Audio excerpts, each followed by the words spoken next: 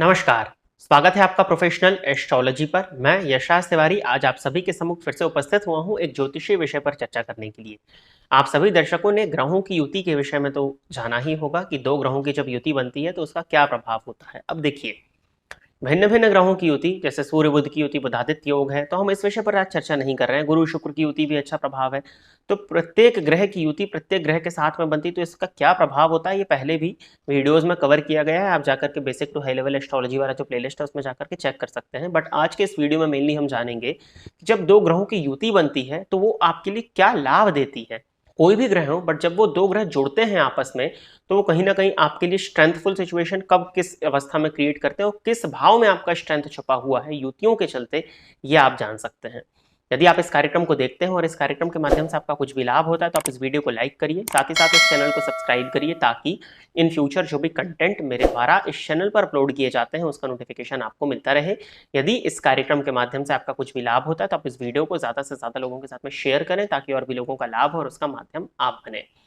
वार्षिक राशिफल 2024 की सीरीज, साथ ही साथ देव गुरु बृहस्पति का जो राशि परिवर्तन हुआ है, इस विषय में चर्चा हमारे चैनल पर की जा चुकी है। तो आप जाकर के अवश्य ही इन प्लेलिस्ट को चेक कर लीजिएगा। इस वीडियो के डिस्क्रिप्शन बॉक्स में आपको इन दोनों ही प्लेलिस्ट का लिंक देखने में मिल जाएगा। साथ ही साथ क्या उपाय आपको करने चाहिए ताकि आप इन गोचर के परिवर्तन को श्रेष्ठ बना सकें, इस विषय में भी चर्चा उन वीडियोज में की जा चुकी है। तो जाकर के अवश्य ही आप उन वीडियोज को देख लें। अब हम बिना विलंब किए अपने विषय की ओर चलते हैं। सबसे पहले आप समझिए कि ग्रहों की युति क्या होती है। जब भी दो ग्रह आकर के एक साथ किसी एक भाव में बैठते हैं तो इसको ग्रहों की युति कहा जाता है। अब ग्रहों की युति भी जो होती है वो कमजोर या मजबूत ये देखनी होती है कि किस तरह की युति ये बन रही है। यदि ये दोनों ही ग्रह बहुत ज्यादा क्लोज्ड कंजंक्शन में बैठे हैं, उदाहरण के तौर पर सूर्य और बुध की युति है, यदि सूर्य 10 डिग्री पर है और जो बुध है वो भी कहीं ना कहीं आसपास है, 13-14 डिग्री पर है, 7-8 डिग्री पर है, तो इसको क्लोज कंजंक्शन माना जाता है। ये करीबी युति है और इस युति का प्रभाव ज्यादा होता है। परंतु यदि दो ग्रहों में डिग्री वाइज डिस्टेंस बहुत ज्यादा है तो कहीं ना कहीं उस युति को कमजोर माना जाता है। वो दिखाई तो पड़ती है उस भाव में, परंतु जैसे जितनी दूरी उनके बीच में बढ़ती चली जाती है उतना ही उस युति का प्रभाव कमजोर होने लग जाता है।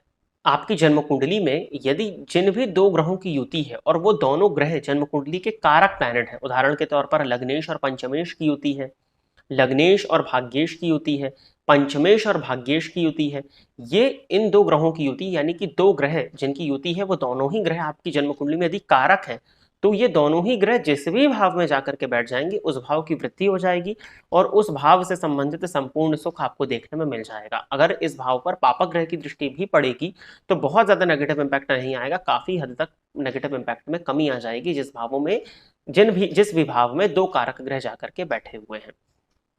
अब देखने वाली बात यह होती है कि जरूरी तो नहीं है कि सभी की कुंडली में दो कारक ग्रह जाकर के किसी भाव में बैठ जाएं। दो कारक ग्रह अगर बैठेंगे तो ये तो बहुत अच्छा है, इसमें कहीं कोई दिक्कत नहीं है। परंतु फिर भी कोई भी ग्रह हो, यदि दो ग्रहों की युति बनती है तो जिस भी भाव में वो युति बनती है और वो दोनों ग्रहों के पास बल होता है, वो दोनों ग्रहों की स्थिति मजबूत होती है, अंश बल से वो बली होते हैं, षडबल इत्यादि में यदि उन ग्रहों के पास में बल होता है तो जिस भी भाव में दो ग्रहों की युति बनती है वही भाव आपके जीवन काल का स्ट्रेंथ डिसाइडिंग फैक्टर हो जाता है। उदाहरण के तौर पर यदि आपके लग्न में दो ग्रहों की युति बनी है तो यदि वो कारक प्लैनेट है तब तो बहुत ही अच्छा है, लेकिन अगर वो एक प्लैनेट कारक है और एक अकारक है या दोनों ही अकारक हैं तो आपके मन में थोड़ा सा कंफ्यूजन होगा, थोड़ा सा संशय होगा, परंतु आप बुद्धिमान बहुत होंगे।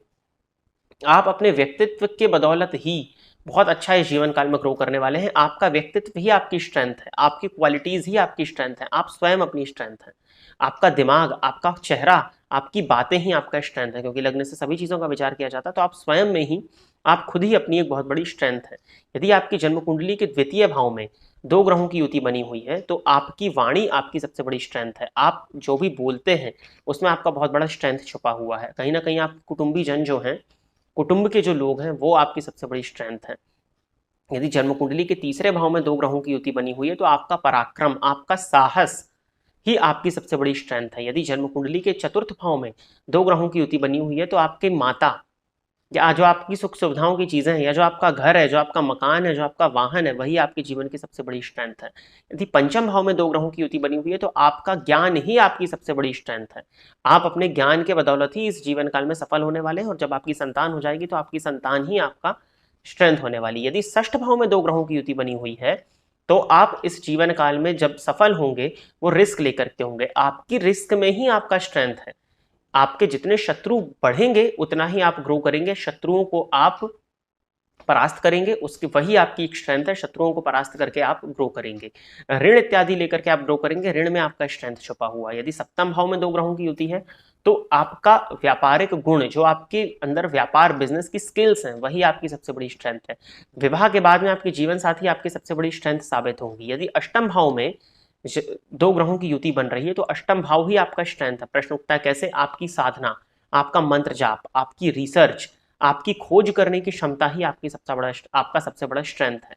यदि नवम भाव में 2 ग्रहों की युति है तो आपका भाग्य ही आपकी सबसे बड़ी स्ट्रेंथ है। आपका धर्म, आपका पूजा पाठ, कर्मकांड इत्यादि करना आपकी सबसे बड़ी स्ट्रेंथ है। पिता का सुख आपकी सबसे बड़ी स्ट्रेंथ है। अब देखिए यहां पर वेरिएशंस आएंगे।